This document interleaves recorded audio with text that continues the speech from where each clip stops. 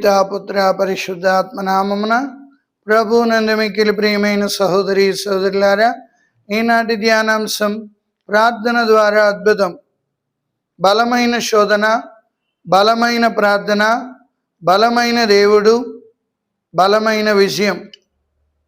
అపోస్తలుల చర్యలు 12వ అధ్యాయంలో చూసినట్లయితే పేతురుని హేరోదు పరిపాలనా కాలంలో ఆయన్ని జైల్లో పెట్టించినప్పుడు కుడి ప్రక్కన ఒక కావలా వ్యక్తి, ఎడం ప్రక్కన ఒక కావలా వ్యక్తి సంకెళ్ళ మధ్యలో బంధించబడి లోపల ఉన్నారు. ప్రియులారా, ఆ రీతిగా పేతురు బంధించబడి ఉన్నాడు. జైలు బయట ఇద్దరు కాపలాదారులు కూడా కాపలా కాస్తున్నారు. ఈ విషయం సంఘానికి తెలిసింది.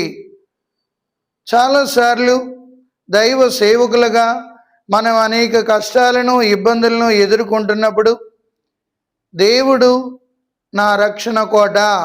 అవును ప్రియులారా, మనం మర్చిపోకూడదు. మనం ఎప్పుడైతే ఆపదల్లో ఉంటామో, కీర్తన 91:11 మనం చూసినట్లయితే ప్రభు నిన్ను తన దూతల ఆధీనములో ఉంచున్నాడు, నీ వెచ్చటికి వెళ్ళిన వారు నిన్ను కాచి కాపాడుదురు, నీ కాలు రాతికి తగిలి నవ్వకుండా వారు నిన్ను ఎత్తి పట్టుకుందరు. ప్రార్థన ద్వారా జరిగిన విజయం ఏమిటి చూసినట్లయితే సంఘం అంతా కలిసి స్త్రీలందరూ ఒక గదిలో ఉండి పేతురు కొరకు ప్రార్థిస్తున్నారు. ప్రియులారా, చాలాసార్లు ప్రార్థన మనం పేలవంగా తీసుకుంటాం. ప్రార్థన చేస్తే జరుగుతుందా అని అనుమానిస్తుంటాం. విశ్వాసముతో చేసే ప్రార్థన చాలా శక్తివంతమైన ప్రార్థన. ఈరోజు మన కుటుంబాలు బలిష్టం కాకపోవడానికి కారణం ఏంటంటే కుటుంబ ప్రార్థన కొంటపడుతుంది, వ్యక్తిగత ప్రార్థన కూడా లోపిస్తుంది. అందుకే ప్రార్థనా జీవితాన్ని పటిష్టపరుచుకోవాలి. ప్రియులారా, బలమైన ప్రార్థన ద్వారా దేవుడు బలమైన విజయాన్ని ఇస్తాడు అన్న సత్యాన్ని మనం మర్చిపోకూడదు. పేతురు ఎప్పుడైతే జైల్లో ఉన్నాడో, సంకెళ్ళ మధ్యలో ఉన్నాడో, చెరసాలలో ఇద్దరు కావలాదారుల మధ్యలో ఉండడం మనం చూస్తున్నాం.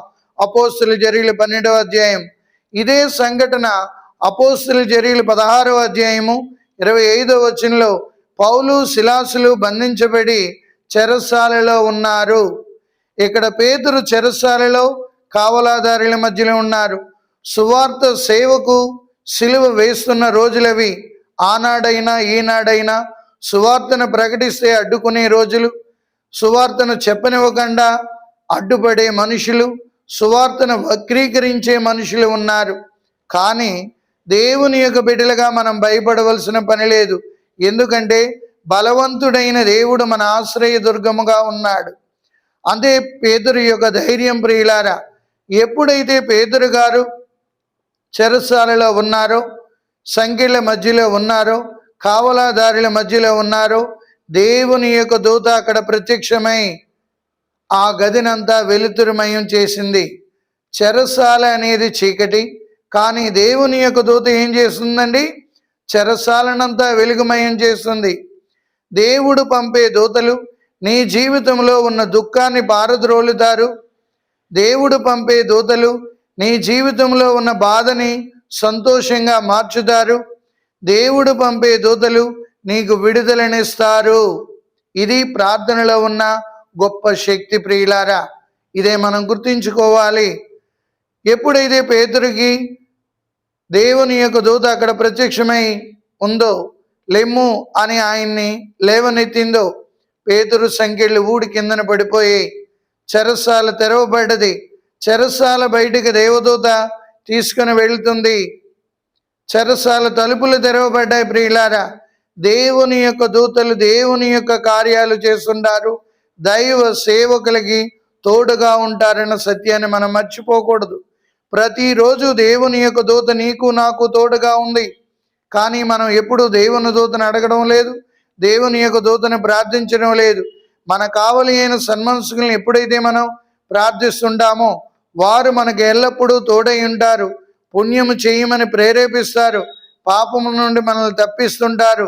దేవుని యొక్క కోపాగ్ని నుండి తప్పిస్తుంటారు. ప్రియులారా, అందుకొరకే దూతల యొక్క సహాయం మనకు అవసరం. ఎప్పుడైతే దేవదూత బయటికి తీసుకువెళ్ళిందో వీధి మలుపుల్లో తీసుకెళ్లి మాయమైనప్పుడు పేతురు కోసం సంఘం అంతా కలిసి స్త్రీలు ప్రార్థిస్తున్నప్పుడు రోదా అనే స్త్రీ వెళ్ళి తలుపులు తెరవగానే పేతురు గారు వచ్చారంటే వాళ్ళు నమ్మరు. ఎందుకంటే ఇప్పుడే కదా ప్రారంభించాం, దేవుడు అప్పుడే మన ప్రార్థన ఆలకించేడా? అవును ప్రియులారా, మన ప్రార్థన సాంబ్రాణి పొగవలే దేవుని యొక్క సన్నిధికి వెళుతుంది. ఎప్పుడైతే భక్తితో, విశ్వాసముతో, పట్టుదలతో ప్రార్థిస్తుంటావో అద్భుతాలు జరుగుతాయి. బలమైన ప్రార్థన బలమైన విజయాన్ని ఇచ్చింది. కావున ప్రియులారా, మనం ఇదే నేర్చుకోవాలి. మన అనుదిన జీవితంలో ఆటుపోట్లు ఎదురవుతున్నప్పుడు, సమస్యలు ఎదురవుతున్నప్పుడు, శోధనలు ఎదురవుతున్నప్పుడు తిప్పి కొట్టాలి అంటే మనకు కావలసిన శక్తి ప్రార్థన ద్వారానే మనం పెంపొందించుకోగలం. ప్రార్థన ద్వారానే అద్భుతాలను చవి చూడగలం. ప్రార్థన ద్వారానే దేవుని యొక్క కృపకు పాత్రలుగా మారగలం. ఎందుకంటే మన ప్రభు బలవంతుడైన దేవుడు అన్న సత్యాన్ని మనం మర్చిపోకూడదు. సంఘం అంతా ప్రార్థించబోటికి పేతురు గారు సంఘమును చెరసాల నుండి విడుదల పొందిన రీతిగా మనం కూడా ప్రార్థన ద్వారా మనకున్న ఆటంకాల నుండి, శోధనల నుండి, సమస్యల నుండి విడుదల పొందుతాం. ప్రభు మిమ్మందరినీ ఆశీర్వదించి కాచి కాపాడునుగాక. ఆమెన్. పితా, పుత్ర, పవిత్రాత్మ నామమున ఆమెన్. ప్రభు మిమ్మందరినీ దీవించి కాచి కాపాడునుగాక. ఆమెన్.